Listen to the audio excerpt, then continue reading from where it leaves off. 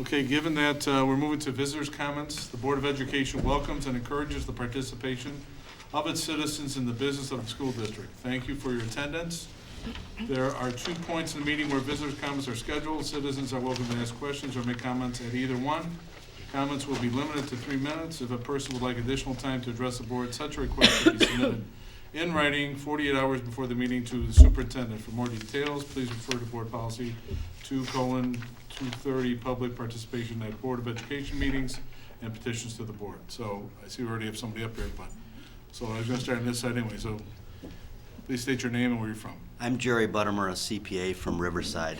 I thank all of you, and particularly Mike Welch, for compiling 20,000 construction documents and posting them on the website.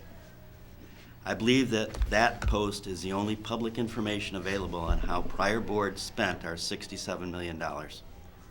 I've read about 2% of those pages, but I have 4 points to report, plus a question. On the field house, many ask, including discussions here amongst yourselves, why is the field house 2.5 feet below the rest of the school?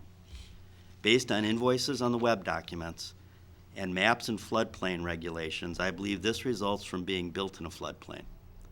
If true, then modifications to the community flood insurance program and the facility itself may be needed. About our roofs, the 03 to 06 Floor Space Advisory Committee dealt with our roof needs. In 2005, Balderman's sales pitch included new roofs. The Landmark quoted him saying, "Our roofs, they're leaking all over." And of course, just last year, our then facility manager told you and the community that our roofs had been replaced in response to a question from Mr. Walsh. I must report the opposite. None of the roofs were replaced, and they still leak.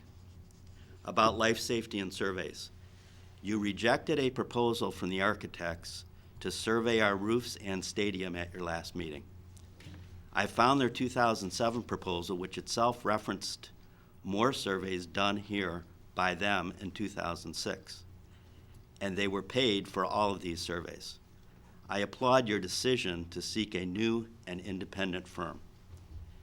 And finally, about mob connections. I served on the RB Citizens Advisory Committee in 05 and 06.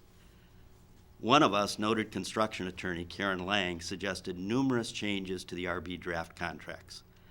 All of her recommendations were accepted. Student safety came first for Mrs. Lang. She recommended, and the board agreed to, pre-approval of reputable contractors with top-notch safety records. She recommended mandatory background checks on all workers, of both contractors and subs, before they could enter our campus job site. All of us remember when the Illinois Gaming Board denied Rosemont a casino because it found multiple mob connections to its ownership group. Meanwhile, right here, RB changed waste hauling contractors in mid-project. And according to the documents, costs jumped 34%. The documents also reveal that we hired the very same Melrose Park outfit whose ownership helped end Rosemont's casino application. To summarize, I'll leave you with one question. Only you can take steps to answer it. How and why did your predecessors pay a premium to allow this outfit access to our kids? Thank you. Anybody else on this side want to speak?